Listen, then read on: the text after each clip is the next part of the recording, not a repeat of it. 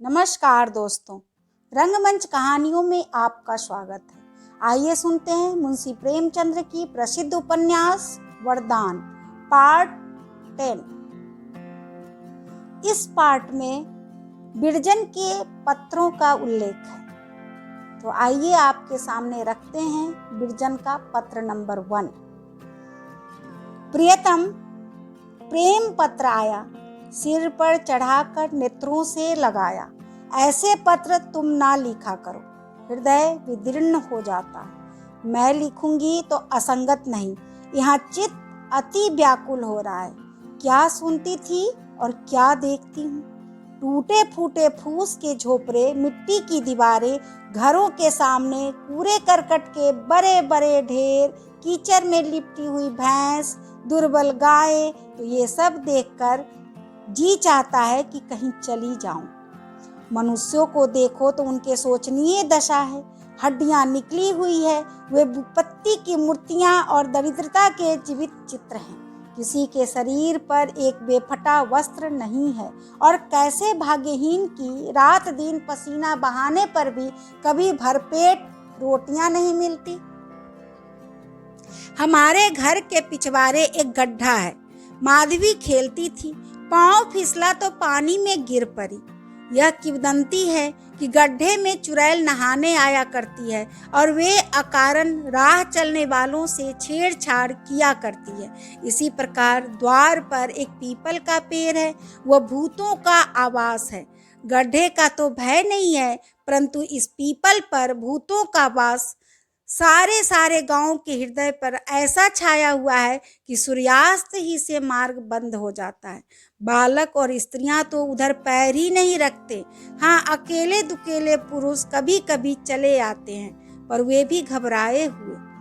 ये दो स्थान मानो उन निकृष्ट जीवों के केंद्र है। इनके अतिरिक्त सैकड़ों भूत चुड़ैल भिन्न भिन्न स्थानों के निवासी पाए जाते हैं। इन लोगों को चुड़ैलें दिख पड़ती है। लोगों ने उनके स्वभाव पहचान लिए हैं। किसी भूत के विषय में कहा जाता है कि वह चढ़ता है तो महीनों नहीं उतरता, और कोई एक दो पूजा लेकर अलग हो जाता है। गांव वालों में इन विषयों पर इस प्रकार वार्तालाप होता है मानो यह प्रत्यक्ष घटनाएं हैं। यहाँ तक सुना गया है कि चुड़ैलें भोजन पानी मांगने भी आया करती है। उनकी साड़ियाँ प्रायः बगुले के पंख की भांति उज्जवल होती है, और वे बातें कुछ कुछ नाक से करती है। हाँ, गहनों का प्रचार उनकी जाति में कम है। उन्हीं स्त्रियों पर उन चुड़ैलों के आक्रमण का भय रहता है जो बनाव श्रृंगार किए रंगीन वस्त्र पहने अकेली उनकी दृष्टि में पड़ जाए। फूलों की बास उनको बहुत भाती है। संभव है कि कोई स्त्री या बालक रात को अपने पास फूल रख कर सोए। भूतों के मान और प्रतिष्ठा का अनुमान बड़ी चतुराई से किया गया है। जोगी बाबा आधी रात को काली कमरिया ओढ़े खराऊ पर सवार गांव के चारों ओर भ्रमण करते हैं और भूले भटके पथिकों को मार्ग बताते हैं। साल में एक बार उनकी पूजा होती है। वह अब भूतों में नहीं वरन देवताओं में गिने जाते हैं। वह किसी की आपत्ति को यथाशक्ति गांव के भीतर पग नहीं रखने देते। इनके विरुद्ध धोबी बाबा से गांव भर थर्राता है। जिस वृक्ष पर उसका वास है उधर से यदि कोई दीपक जलने के पश्चात निकल जाए तो उसके प्राणों की कुशलता नहीं। उन्हें भगाने के लिए 2 बोतल मदिरा काफी है। उनका पुजारी मंगल के दिन उस वृक्ष तले गांजा और चरस रख आता है। लाला साहब भी भूत सा बन बैठे हैं। यह महाशय पटवारी थे।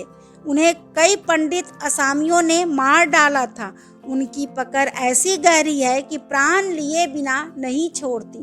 कोई पटवारी यहाँ 1 वर्ष से अधिक नहीं जीता। गांव से थोड़ी दूर पर एक पेड़ है, उस पर मौलवी साहब निवास करते हैं। वह बेचारे किसी को नहीं छेड़ते। हाँ, बृहस्पति के दिन पूजा ना पहुंचाई जाए तो बच्चों को छेड़ते हैं। कैसी मूर्खता है, कैसी मिथ्या भक्ति है। ये भावनाएं हृदय पर ब्रजलोक हो जा गई है। बालक बीमार हुआ कि भूत की पूजा होने लगी। खेत खलियान में भूत का भोग। जहाँ देखिए भूत ही भूत दिखते हैं। यहाँ न देवी है न देवता, भूतों का ही साम्राज्य है। यमराज यहाँ चरण नहीं रखते, भूत ही जीव हरण करते हैं। इन भावों का किस प्रकार सुधार हो। किम धा किम। तुम्हारी विरजन, मझगांव। पत्र नंबर 2। प्यारे, बहुत दिनों के पश्चात आपकी प्रेम पत्री प्राप्त हुई। क्या सचमुच पत्र लिखने का अवकाश नहीं? पत्र क्या लिखा है, मानो बेगार टाली है। तुम्हारी तो यह आदत न थी, क्या वहां जाकर कुछ और हो गए? तुम्हें यहाँ से गए 2 मास से अधिक होते हैं। इस बीच में कई छोटी छोटी छुट्टियां पड़ी, पर तुम ना आए। तुमसे कर बांध कर कहती हूँ, होली की छुट्टी में अवश्य आना। यदि अब की बार तरसाया तो मुझे सदा उलाहना रहेगा। यहाँ आकर ऐसा प्रतीत होता है मानो किसी दूसरे संसार में आ गई हूँ। रात को शयन कर रही थी कि अचानक हा हा हू का कोलाहल सुनाई दिया। चौंक कर उठ बैठी। पूछा तो ज्ञात हुआ कि लड़के घर घर के उपले और लकड़ी जमा कर रहे थे। होली माता का यही आहार है। यह बेढंगा उपद्रव जहाँ पहुँच गया, ईंधन का दिवाला हो गया। किसी की शक्ति नहीं जो इस सेना को रोक सके। एक नंबरदार की मंडिया लोप हो गई। उसमें 10-12 बैल सुगमता पूर्वक बांधे जा सकते थे। होली वाले कई दिन से घात में थे, अवसर पाकर उड़ा ले गए। लोग अपनी लकड़ियां घरों में भर लेते हैं। लाला जी ने एक पेड़ ईंधन के लिए मोल लिया था। आज रात को वह भी होली माता के पेट में चला गया। 2-3 घरों के किवाड़ उतर गए। पटवारी साहब द्वार पर सो रहे थे, उन्हें भूमि पर ढकेल कर लोग चारपाई ले गए। चतुर्दिक ईंधन की लूट मची है। जो वस्तु एक बार होली माता के मुख में चली गई, उसे लाना बड़ा भारी पाप है।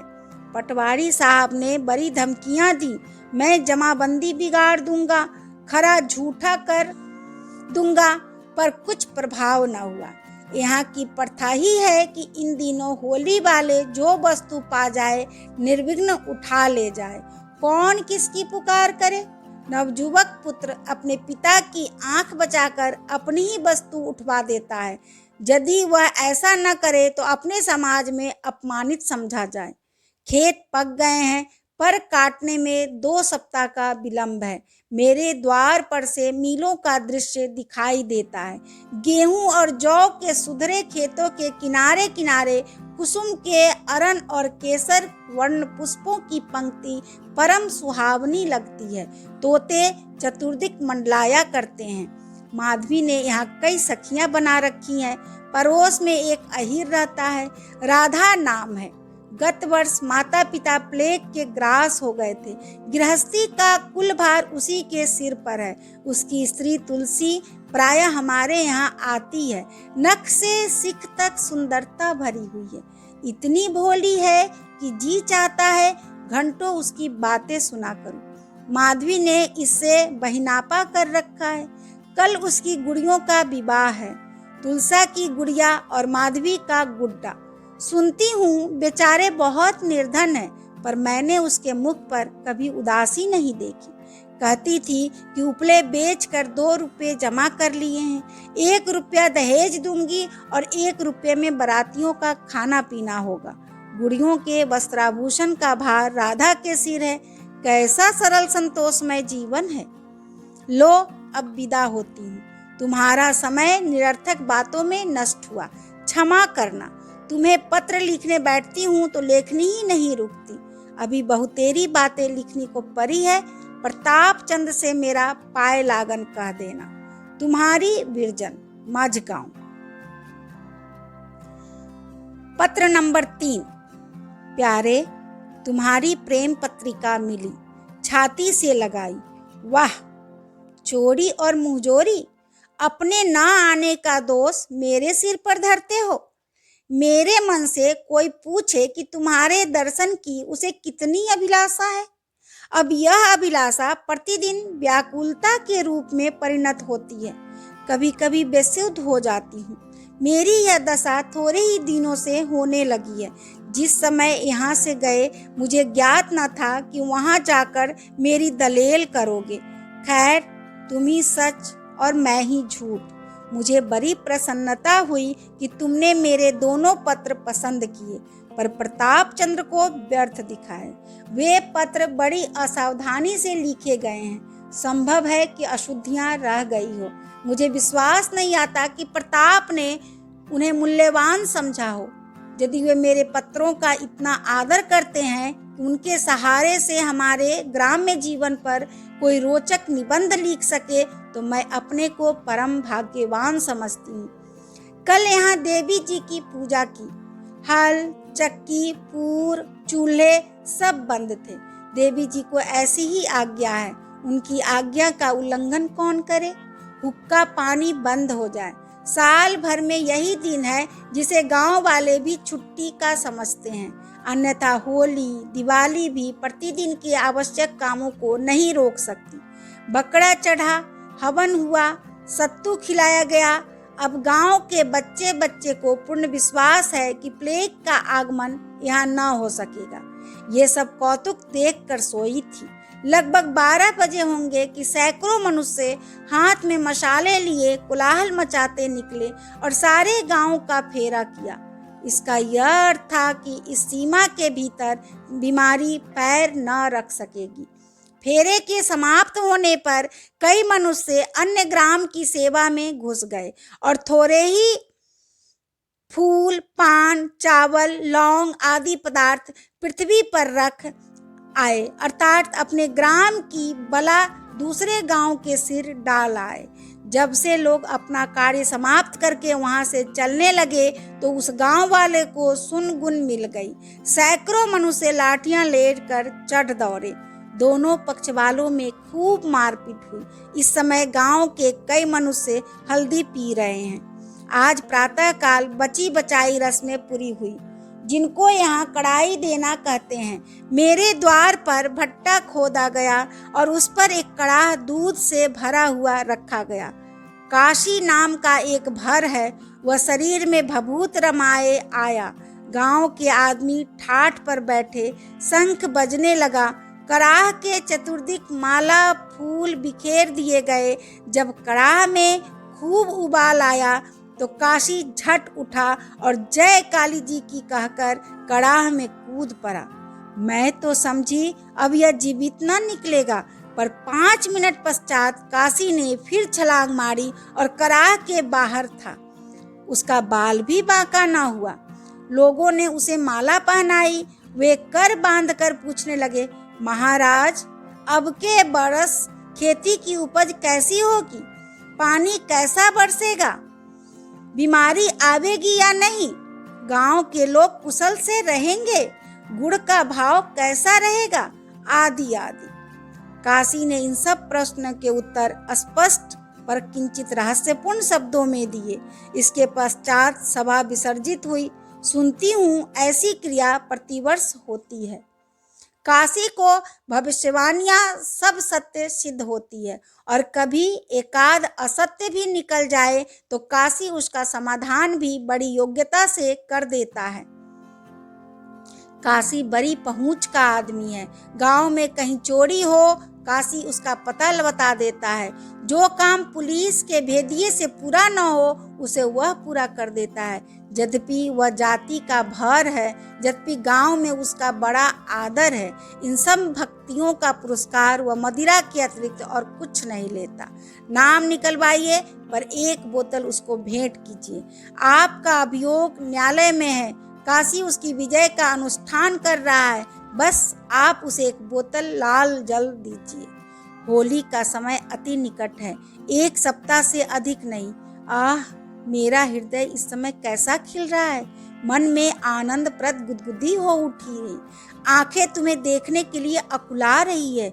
यह सप्ताह बड़ी कठिनाई से कटेगा, तब मैं अपने प्रिय के दर्शन पाऊंगी। तुम्हारी विरजन, मझगांव। पत्र नंबर 4। प्यारे, तुम पाषाण हृदय हो, कट्टर हो, स्नेहहीन हो, निर्दयी हो, अकुरन हो, झूठे हो। मैं तुम्हें और क्या गालियां दूं और क्या कोसूं? तुम यदि इस क्षण मेरे सम्मुख होते तो मैं इस ब्रज हृदयता का उत्तर देती। मैं कह रही हूँ, तुम दगाबाज हो, मेरा क्या कर लोगे? नहीं आते तो मत आओ। मेरे प्राण लेना चाहते हो? ले लो। रुलाने की इच्छा है? रुलाओ, पर मैं क्यों रोऊं? मेरी बला रोवे। जब आपको इतना ध्यान नहीं कि 2 घंटे की यात्रा है, तनिक उनकी सुधि लेता आऊं, तो मुझे क्या परी है कि रोऊं और प्राण खोऊं? ऐसा क्रोध आ रहा है कि पत्र फाड़कर फेंक दूं और फिर तुमसे बात न करूं। हाँ, तुमने मेरी सारी अभिलाषाएं कैसे धूल में मिलाई है। होली होली, किसी के मुख से यह शब्द निकला और मेरे हृदय में गुदगुदी होने लगी। पर शोक, होली बीत गई और मैं निराश रह गई। पहले यह शब्द सुनकर आनंद होता था, अब दुख होता है। अपना अपना भाग्य है। गांव के भूखे नंगे लंगोटी में फाक खेले, आनंद मनावे, रंग उड़ावे, और मैं अभागनी अपनी चारपाई पर सफेद साड़ी पहने पड़ी रहूं। शपथ ले लो जो उस पर एक लाल धब्बा भी पड़ा हो। शपथ ले लो जो मैंने अबीर और गुलाल हाथ में छुआ भी हो। मेरा इत्र से बना हुआ अबीर, केवरे में घोला गुलाल, रच कर बनाए हुए पान, सब तुम्हारी अकृपा का रोना रो रहे हैं। माधवी ने जब बहुत हट की तो मैंने एक लाल टीका लगवा लिया, पर आज से इंद्र दोषारोपणों का अंत होता है। यदि फिर कोई शब्द दोषारोपण का मुख से निकला तो जबान काट लूंगी। परसों सायंकाल से ही गांव में चहल पहल मचने लगी। नवजुवकों का एक दल हाथ में डफ लिए अश्लील शब्द बकते द्वार द्वार फेरी लगाने लगा। मुझे ज्ञात न था कि आज यहाँ इतनी गालियाँ खानी पड़ेगी। लज्जाहीन शब्द उनके मुख से इस प्रकार बेधड़क निकलते थे जैसे फूल झड़ते हो। लज्जा और संकोच का नाम न था। पिता पुत्र के सम्मुख और पुत्र पिता के सम्मुख गालियां बक रहे थे। पिता ललकार कर पुत्र वधू से कहता है, आज होली है। वधू घर में सिर नीचा किए हुए सुनती है और मुस्कुरा देती है। हमारे पटवारी साहब तो एक ही महात्मा निकले। आप मदिरा में मस्त एक मैली सी टोपी सर पर रखे इस दल के नायक थे। उनकी बहु बेटियां भी उनकी अश्लीलता के वेग से न बच सकी। गालियां खाओ और हंसो। यदि बदन पर तनिक भी मैल आए तो लोग समझेंगे कि इसका मुहर्रम का जन्म है। भली प्रथा है। लगभग 3 बजे रात्रि के झुंड होली माता के पास पहुंचा। लड़के अग्नि किरादी में तत्पर थे। मैं भी कई स्त्रियों के पास पहुंची। वहां स्त्रियां एक और होलियां गा रही थी। निदान होली में आग लगाने का समय आया। अग्नि लगाते ही ज्वाला भड़की और सारा आकाश स्वर्ण वर्ण हो गया। दूर दूर तक के पेड़ पत्ते प्रकाशित हो गए। अब इस अग्नि राशि के चारों ओर होली माता की जय चिल्ला चिल्ला कर लोग दौड़ने लगे। सबके हाथ में गेहूं और जौ की बालियां थी, जिसको वे इस अग्नि में फेंकते जाते थे। जब ज्वाला बहुत उत्तेजित हुई तो लोग एक किनारे खड़े होकर कबीर कहने लगे। 6 घंटे तक यही दशा रही। लकड़ी के कुंदों से चटाक पटाक के शब्द निकल रहे थे। पशुगण अपने अपने खूंटों पर भय से चिल्ला रहे थे। तुलसा ने मुझसे कहा, अब की होली की ज्वाला टेढ़ी जा रही है। कुशल नहीं। जब ज्वाला सीधी जाती है, गांव में साल भर आनंद की बधाई बजती है, परंतु ज्वाला का टेढ़ा होना अशुभ है। निदान लपट कम होने लगी। आंच की प्रखरता मंद हुई। तब लोग होली के निकट आकर ध्यानपूर्वक देखने लगे, जैसे कोई वस्तु ढूंढ रहे हो। तुलसा ने बताया कि जब बसंत के दिन होली की नींव पड़ती है तो पहले एक एरंड गाड़ देते हैं, उसी पर लकड़ी और उपलों का ढेर लगाया जाता है। इस समय लोग उस एरंड के पौधे को ढूंढ रहे हैं। उस मनुष्य की गणना वीरों में होती है जो सबसे पहले उस पौधों पर ऐसा लक्ष्य करे कि वह टूट कर दूर जा गिरे। प्रथम पटवारी साहब पैतरे बदलते हुए आए, पर 10 गज की दूरी से झांक कर चल दिए। तब राधा हाथ में एक छोटा सा सोटा लिए साहस और दृढ़ता पूर्वक आगे बढ़ा और आग में घुसकर वह भरपूर हाथ लगाया कि पौधा अलग जा गिरा। लोग उन टुकड़ों को लूटने लगे, माथे पर उसका टीका लगाते हैं और उसे शुभ समझते हैं। यहाँ से अवकाश पाकर पुरुष मंडली देवी जी के चबूतरे की ओर बढ़ी, पर यह न समझना यहाँ देवी जी की प्रतिष्ठा की गई होगी। आज वे भी गालियाँ सुनना पसंद करती है। छोटे बड़े सब उन्हें अश्लील गालियाँ सुना रहे थे। अभी थोड़े दिन हुए उन्हें देवी जी की पूजा हुई थी। सच तो यह है कि गांव में आजकल ईश्वर को भी गाली देना क्षम्य है। माता बहनों की तो कोई गणना ही नहीं। प्रभात होते ही लाला ने महाराज से कहा, आज कोई 2 सेर भंग पिसवा लो, 2 प्रकार की अलग अलग बनवा लो, सलोनी और मीठी। महाराज निकले और कई मनुष्यों को पकड़ लाए। भांग पीसी जाने लगी। बहुत से कुल्हड़ मंगाकर क्रम पूर्वक रखे गए। 2 घड़ों में दोनों प्रकार की भांग रखी गई। फिर क्या था, 3-4 घंटों तक पियकड़ों का तांता लगा रहा। लोग खूब बखान करते और गर्दन हिला हिलाकर महाराज की कुशलता की प्रशंसा करते थे। जहाँ किसी ने बखान किया कि महाराज ने दूसरा कुल्हड़ भरा और बोले, यह सलोनी है, इसका भी स्वाद चख लो, अजी पी भी लो। क्या दिन दिन होली आएगी कि सब दिन हमारे हाथ की बूटी मिलेगी? इसके उत्तर में किसान ऐसी दृष्टि से ताकता था मानो किसी ने उसे संजीवन रस दे दिया और एक की जगह 3-3 कुल्हड़ चट कर जाता। पटवारी के जामाता मुंशी जगदम्बा प्रसाद साहब का शुभागमन हुआ। आप कचहरी में अराजनीस हैं। उन्हें महाराज से इतनी पिला दी कि आपे से बाहर हो गए और नाचने कूदने लगे। सारा गांव उनसे पोदरी करता था। एक किसान आता है और उनकी ओर मुस्कुरा कर कहता है, तुम यहाँ ठाढ़ी हो, घर जाके भोजन बनाओ, हम आवत हैं। इस पर बड़े जोर की हंसी होती है। काशी भर मद में माता लठ कंधे पर रखे आता और सभास्थित जनों को और बनावटी क्रोध से देखकर गरजता है, महाराज अच्छी बात नहीं है कि तुम हमारी नई बहुरिया से मजा लूटते हो। यह कहकर मुंशी जी को छाती से लगा लेता है। मुंशी जी बेचारे छोटे कद के मनुष्य इधर उधर फरफराते हैं, पर नक्कार खाने में तूती की आवाज कौन सुनता है। कोई उन्हें प्यार करता है और गले लगाता है। दोपहर तक यही छेड़छाड़ होती रही। तुलसा अभी तक बैठी हुई थी। मैंने उससे कहा, आज हमारे यहाँ तुम्हारा न्योता है, हम तुम संग खाएंगी। यह सुनते ही महाराजिन 2 थालियों में भोजन परोस कर लाई। तुलसा इस समय खिड़की की ओर मुख करके खड़ी थी। मैंने जो उसको हाथ पकड़कर अपनी ओर खींचा, उसे अपनी प्यारी प्यारी आंखों से मोती के सोने बिखरते हुए पाया। मैं उसे गले लगाकर बोली, सखी सच सच बतला दो, क्यों रोती हो? हमसे कोई दुराव मत रखो।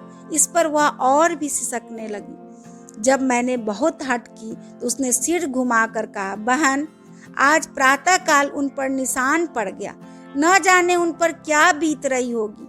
यह कहकर वह फूट फूट कर रोने लगी। ज्ञात हुआ कि राधा के पिता ने कुछ ऋण लिया था, वह अभी तक चुका न सका था। महाजन ने सोचा कि इसे हवालात ले चलूं तो रुपये वसूल हो जाए। राधा कन्नी काटता फिरता था। आज दोषियों को अवसर मिल गया और वे अपना काम कर गए। शोक मूल धन 20 रुपये से अधिक न था। प्रथम मुझे ज्ञात होता तो बेचारे पर त्योहार के दिन यह आपत्ति न आने पाती। मैंने चुपके से महाराज को बुलाया और उन्हें 20 रुपये देकर राधा को छुड़ाने के लिए भेजा। उस समय मेरे द्वार पर एक टाट बिछा दिया गया था। लाला जी मध्य में कालीन पर बैठे थे। किसान लोग घुटने तक धोतियां बांधे, कोई कुर्ती पहने, कोई नग्न दे, कोई सिर पर पगड़ी बांधे और कोई नंगे सिर, मुख पर अबीर लगाए जो उनके काले वर्ण पर विशेष छटा दिखा रहा था, आने लगे। जो आता लाला जी के पैरों पर थोड़ी सी अबीर रख देता। लाला जी भी अपनी तस्तरी में से थोड़ी सी अबीर निकाल कर उसके माथे पर लगा देते और मुस्कुराकर कोई दिल्लगी की बात कर देते थे। वह निहाल हो जाता, सादर प्रणाम करता और ऐसा प्रसन्न होकर आ बैठता मानो किसी रंग ने रत्न राशि पाई है। मुझे स्वप्न में भी ध्यान न था कि लाला जी इन उज्जड़ देहातियों के साथ बैठकर ऐसे आनंद से वार्तालाप कर सकते हैं। इसी बीच में काशी भर आया। उसके हाथ में एक छोटी सी कटोरी थी, वह उसमें अबीर लिए हुए था। उसने अन्य लोगों की भांति लाला जी के चरणों पर अबीर नहीं रखी, बल्कि बड़ी धृष्टता से मुट्ठी भर लेकर उसके मुख पर भली भांति मल दी। मैं तो डरी कहीं लाला जी रुष्ट न हो जाए, पर वह बहुत प्रसन्न हुए और स्वयं उन्होंने भी एक टीका लगाने के स्थान पर दोनों हाथों से उसके मुख पर अबीर मली। उसके साथी उसकी ओर दृष्टि से देखते थे कि निसंदेह तू वीर है और इस योग्य है कि हमारा नायक बने। इसी प्रकार एक एक करके 200-250 मनुष्य एकत्र हुए। अचानक उन्होंने कहा, आज कहीं राधा नहीं दिख पड़ता, बात क्या है? कोई घर जाके देखो तो। मुंशी जगदम्बा प्रसाद अपनी योग्यता प्रकाशित करने का अच्छा अवसर देखकर बोल उठे, हुजूर, वह दफा 13 नंबर अखिल एक्ट ए में गिरफ्तार हो गया। रामदीन पांडे ने वारंट जारी कर दिया।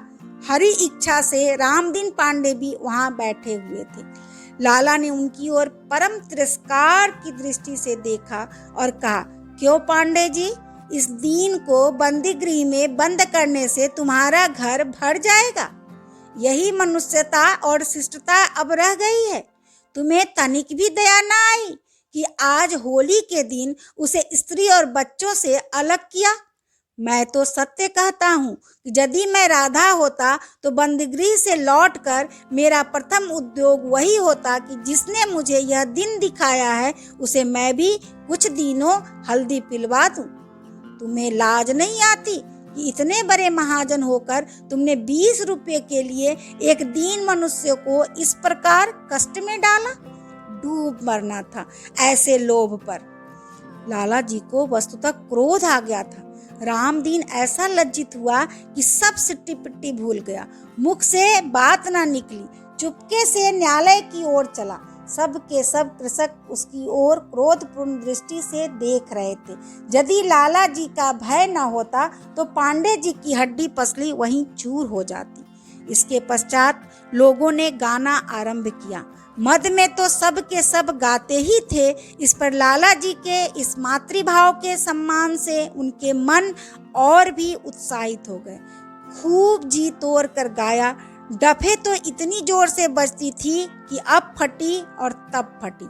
जगदम्बा प्रसाद ने दोहरा नशा चढ़ाया था। कुछ तो उनके मन में स्वतः उमंग उत्पन्न हुई, कुछ दूसरों ने उत्तेजना दी। आप मध्य सभा में खड़े होकर नाचने लगे, विश्वास मानो नाचने लगे। मैंने अचकन टोपी, धोती और मूछे वाले पुरुषों को नाचते न देखा था। आधा घंटे तक वे बंदरों की भांति उछलते कूदते रहे। निदान मद ने उन्हें पृथ्वी पर लिटा दिया। तत्पश्चात एक और अहीर उठा।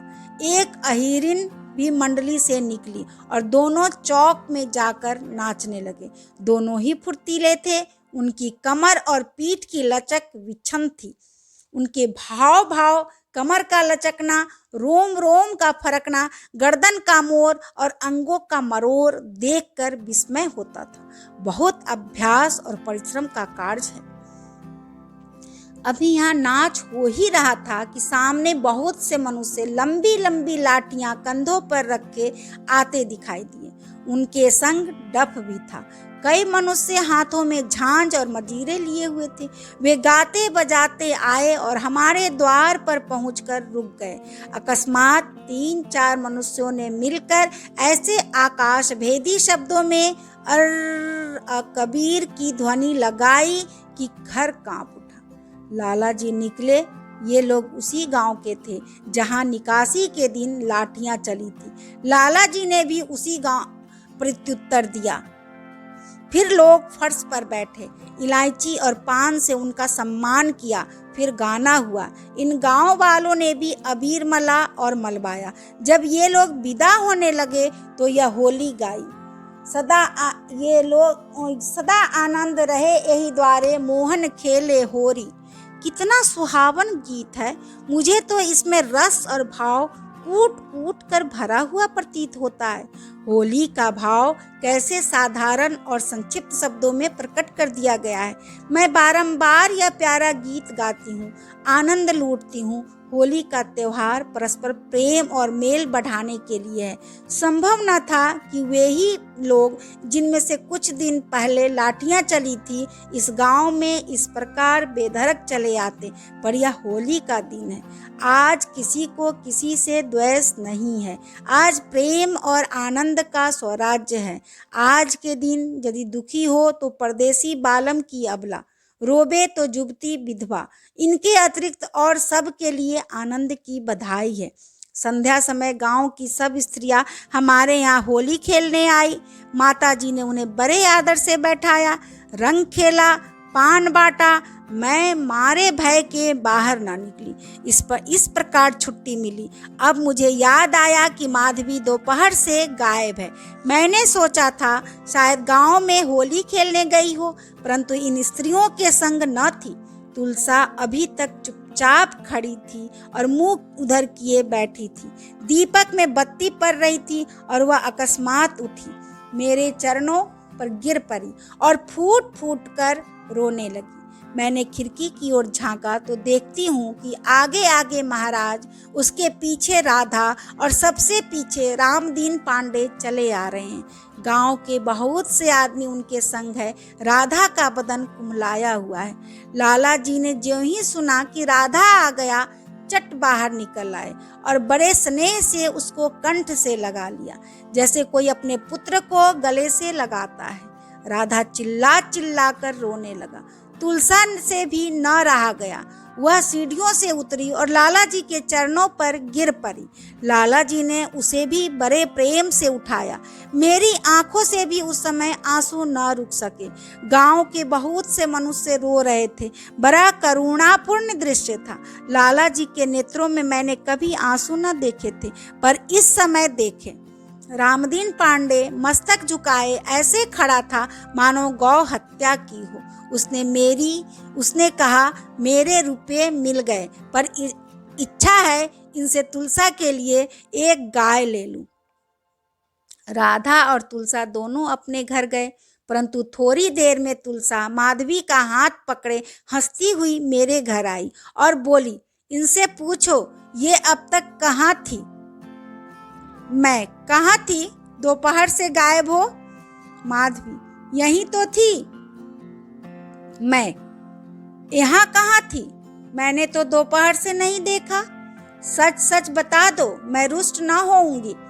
माधवी, तुलसा के घर तो चली गई थी। मैं, तुलसा तो यहाँ बैठी है, वहाँ अकेले क्या सोती रही? तुलसा हंसकर, सोती काहे को, जागती रही, भोजन बनाती रही, बर्तन चौका करती रही। माधवी, हाँ, बर्तन चौका करती रही। कोई तुम्हारा नौकर लगा हुआ है ना? ज्ञात हुआ कि जब मैंने महाराज को राधा को छुड़ाने के लिए भेजा था, तब से माधवी तुलसा के घर भोजन बनाने में लीन रही। उसके किवाड़ खोले, यहाँ से आटा, घी, शक्कर सब ले गई। आग जलाई और पूड़ियाँ, कचौड़ियाँ, गुलगुले और मीठे समोसे सब बनाए। उसने सोचा था कि मैं यह सब बनाकर चुपके से चली जाऊंगी। जब राधा और तुलसा जाएंगे तो विस्मित होंगे कि कौन बना गया। पश्चात विलंब अधिक हो गया और अपराधी पकड़ लिया गया। देखा कैसा सुशील बाला है। अब विदा होती हूँ। अपराध क्षमा करना। तुम्हारी चेरी हूँ, जैसे रखोगे वैसे रहूंगी। यह अबीर और गुलाल भेजती हूँ, यह तुम्हारी दासी का उपहार है। तुम्हें हमारी शपथ, मिथ्या सभ्यता के उमंग में आकर इसे फेंक न देना, नहीं तो मेरा हृदय दुखी होगा। तुम्हारी विरजन, मझगांव। पत्र नंबर 5। प्यारे, तुम्हारे पत्र ने मुझे बहुत रुलाया। अब नहीं रहा जाता, मुझे बुला लो, एक बार देख कर चली आऊंगी। सच बताओ, यदि मैं तुम्हारे यहाँ आ जाऊं तो हंसी तो न उड़ाओगे? न जाने मन में क्या समझोगे, पर कैसे जाऊं? तुम लाला जी को देखोगे, खूब कहोगे यह नई धुन समाई है। कल चारपाई पर पड़ी थी, भोर हो गया था, शीतल मंद पवन चल रहा था कि स्त्रियों के गाने का शब्द सुनाई पड़ा। स्त्रियां अनाज का खेत काटने जा रही थी। झांक कर देखा तो 10-10, 12-12 स्त्रियों का एक एक गोल था। सबके हाथों में हंसिया, कंधों पर गठियां बांधने के लिए रस्सी और सिर पर भुने हुए मटर की छबड़ी थी। ये इस समय जाती है, कहीं 12 बजे लौटेंगी। आपस में गाती चूहले करती चली जाती थी। दोपहर तक बड़ी कुशलता रही। अचानक आकाश मेघाच्छन्न हो गया, आंधी आ गई, ओले गिरने लगे। मैंने इतने बड़े ओले गिरते न देखे थे। आलू से बड़े और ऐसी तेजी से गिरे जैसे बंदूक से गोली। क्षण भर में पृथ्वी पर 1 फुट ऊंचा बिछावन बिछ गया। चारों तरफ से कृषक भागने लगे। गायें, बकरियां, भेड़ें सब चिल्लाती हुई पेड़ों की छाया ढूंढती फिरती थी। मैं डरी कि न जाने तुलसा पर क्या बीती। आंखें फैलाकर देखा तो खुले मैदान में तुलसा, राधा और मोहिनी दिख पड़ी। तीनों घमासान ओलों की मार में पड़ी थी। तुलसा के सिर पर एक छोटी सी टोकरी थी और राधा के सिर पर एक बड़ा सा गट्ठर। मेरे नेत्रों में आंसू भर आए कि न जाने इन बेचारी की क्या गति होगी। अकस्मात एक प्रखर झोंके ने राधा के सिर से गट्ठर गिरा दिया। गट्ठर का गिरना था कि चट तुलसा ने अपनी टोकरी उसके सिर पर औंधा दी। न जाने उस पुष्प जैसे सिर पर कितने ओले पड़े। उसके हाथ कभी पीठ पर जाते, कभी सिर सहलाते। अभी 1 सेकंड से अधिक यह दशा न रही होगी कि राधा ने बिजली की भांति लपक कर गट्ठर उठा लाया और टोकरी में तुलसा को दे दी। कैसा घना प्रेम है! अनर्थकारी दुर्दैव ने सारा खेल बिगाड़ दिया। प्रातः काल स्त्रियां गाती हुई जा रही थी। संध्या को घर घर शोक छाया हुआ था। कितनों के सिर लहूलुहान हो गए, कितने ही हल्दी पी रहे हैं। खेती सत्यानाश हो गई, अनाज बर्फ के तले दब गया। ज्वर का प्रकोप है, सारा गांव अस्पताल बना हुआ है। काशी भर का भविष्य प्रवचन प्रमाणित हुआ। होली की ज्वाला का भेद प्रकट हो गया। खेती की यह दशा और लगान उगाहा जा रहा है। बड़ी विपत्ति का सामना है। मार पीट, गाली, अपशब्द सभी साधनों से काम लिया जा रहा है। दिनों पर यह देवी कोप। तुम्हारी विरजन, मझगांव। पत्र नंबर 6। मेरे प्राणाधिक प्रियतम, पूरे 15 दिन के पश्चात तुमने विरजन की सुधि ली। पत्र को बार बार पढ़ा। तुम्हारा पत्र रुलाए बिना नहीं मानता। मैं यूं भी बहुत रोया करती हूँ। तुमको किन किन बातों की सुधि दिलाऊं? मेरा हृदय ऐसा निर्बल है कि जब कभी इन बातों की ओर ध्यान जाता है तो विचित्र दशा हो जाती है। गर्मी सी लगती है। एक बड़ी व्यग्र करने वाली, बड़ी स्वादिष्ट, बहुत रुलाने वाली, बहुत दुराशापूर्ण वेदना उत्पन्न होती है। जानती हूँ कि तुम नहीं आ रहे हो और ना ही आओगे, पर बार बार द्वार पर आकर खड़ी हो जाती हूँ कि तुम तो नहीं आ गए। कल सायंकाल एक यहाँ बड़ा चित्राकर्षक प्रहसन देखने में आया। यह धोबियों का नाच था। 15-20 मनुष्यों का एक समुदाय था। उसमें एक नवयुवक श्वेत पेशबाज पहने, सिर पर लाल टोपी रखे नाच रहा था। जब पुरुष नाचता था तो मृदंग बजने लगती थी। ज्ञात हुआ कि ये लोग होली का पुरस्कार मांगने आए हैं। यह जाति पुरस्कार खूब लेती है। आपके यहाँ कोई काम काज पड़े तो भी इन्हें पारितोषिक मिलना चाहिए। लोग नाचते गाते समय गीत नहीं गाते, इनका गाना इनकी कविता है। पेशवाज वाला पुरुष मृदंग पर हाथ रखकर एक बिरहा कहता है, दूसरा पुरुष सामने आकर उसका प्रत्युत्तर देता है और दोनों तत्क्षण वह बिरहा रचते हैं। इस जाति में कवित्व शक्ति अत्यधिक है। इन बिरहों को ध्यान से सुनो तो उनमें बहुधा उत्तम कवित्व भाव प्रकट किए जाते हैं। पेशवाज वाले पुरुष ने प्रथम जो बिरहा कहा था उसका यह अर्थ है कि ए धोबी के बच्चों, तुम किसके द्वार पर आकर खड़े हो। दूसरे ने उत्तर दिया, अब न अकबर शाह है न राजा भोज, अब जो है हमारे मालिक है, उन्हीं से मांगो। तीसरे बिरहा का अर्थ यह है कि याचकों की प्रतिष्ठा कम होती है, ये तो कुछ मत मांगो, गा बजाकर चले चलो, देने वाला बिन मांगे ही देगा। घंटे भर से यह लोग बिरहे गीत गाते रहे। तुम्हें प्रतीति न होगी, उनके मुख से बिरहे इस प्रकार बेधड़क निकलते थे कि आश्चर्य होता था। शायद इतनी सुगमता से वे बात भी न कर सकते हो। यह जाति बड़ी पियक्कड़ है, मदिरा पानी की भांति पीती है। विवाह में मदिरा, गौने में मदिरा, पंचायत में मदिरा, पूजा पाठ में मदिरा। पुरस्कार मांगेंगे तो पीने के लिए, धुलाई मांगेंगे तो यह कहकर कि आज पीने के लिए पैसे नहीं है। विदा होते समय बेचू धोबी ने जो बिरहा कहा था वह काव्यालंकार से भरा हुआ है। तुम्हारा परिवार इस प्रकार बढ़े जैसे गंगा जी का जल, लड़के फूले फले जैसे आम का बौर, मालकिन का सुहाग सदा बना रहे जैसे दूब की हरियाली। कैसी अनोखी कविता है तुम्हारी। बिरजन, मझगांव। पत्र नंबर 7। प्यारे, एक सप्ताह तक चुपचाप रहने की क्षमा चाहती हूँ। मुझे सप्ताह में तनिक भी अवकाश न मिला। माधवी बीमार हो गई थी।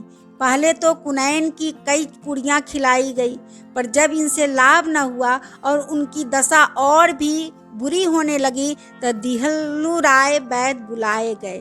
कोई 50 वर्ष की आयु होगी। नंगी पांव, सिर पर एक पगड़ी, कंधे पर अंगोछा रखे, हाथ में मोटा सा सोठा लिए द्वार पर आकर बैठ गए।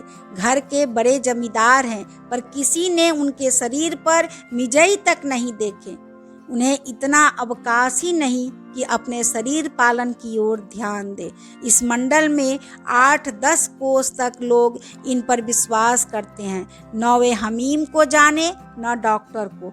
उनके हकीम डॉक्टर जो कुछ है वे दहलू राय है। संदेशा सुनते ही आकर द्वार पर बैठ गए। डॉक्टरों की भांति नहीं कि प्रथम सवारी मांगेंगे, वह भी तेज, जिसमें उनका समय नष्ट न हो। आपके घर ऐसे बैठे रहेंगे मानो गूंगे का गुड़ खा गए हैं। रोगी को देखने जाएंगे तो इस प्रकार भागेंगे मानो कमरे की वायु में विष भरा हुआ है। रोग परिचय और औषध का उपचार केवल 2 मिनट में समाप्त। दिहलू राय डॉक्टर नहीं है, पर जितने मनुष्य को उनसे लाभ पहुंचता है उनकी संख्या का अनुमान करना कठिन है। वह सहानुभूति की मूर्ति है। उन्हें देखते ही रोगी का आधा रोग दूर हो जाता है। उनकी औषधियाँ ऐसी सुगम और साधारण होती है कि बिना पैसा कौड़ी मनो बटोर लाइए। 3 ही दिन में माधवी चलने फिरने लगी। वस्तुतः उस वैद्य की औषधि में चमत्कार है। यहाँ इन दिनों मुगलिये उद्यम मचा रहे हैं। ये लोग जाड़े में कपड़े उधार दे देते हैं और चैत में दाम वसूल करते हैं। उस समय कोई बहाना नहीं सुनते। गाली गलौज, मार पीट सभी बातों पर उतर आते हैं। 2-3 मनुष्यों को बहुत मारा। राधा ने भी कुछ कपड़े लिए थे। उनके द्वार पर जाकर सब के सब गालियां देने लगे। तुलसा ने भीतर से किवाड़ बंद कर दिए। जब इस प्रकार बस न चला तो एक मोहिनी गाय को खूंटे से खोल कर खींचते हुए ले चला। इतने में राधा दूर से आता दिखाई दिया। आते ही आते उसने लाठी का वह हाथ मारा कि एक मुगलिये की कलाई लटक पड़ी। तब तो मुगलिये कुपित हुए, अतैतरे बदलने लगे। राधा भी जान पर खेल गया और 3 दुष्टों को बेकार कर दिया। इतने में काशी ने भी आकर एक मुगलिये की खबर ली। दिहलू राय को मुगलिये से चिढ़ है। स्वाभिमान कहा करते हैं कि मैंने इनके इतने रुपए डुबो दिए, इतनों को पिटवा दिया कि इसका हिसाब नहीं। यहाँ कोलाहल सुनते ही वे भी पहुंच गए। फिर तो सैकड़ों मनुष्य लाठियां ले लेकर दौड़ पड़े। उन्होंने मुगलियों को भली भांति सेवा की। आशा है इधर आने का अब उन्हें साहस न होगा। अब तो मई का मास भी बीत गया, क्यों अभी छुट्टी नहीं हुई? रात दिन तुम्हारे आने की प्रतीक्षा है। नगर में बीमारी कम हो गई है।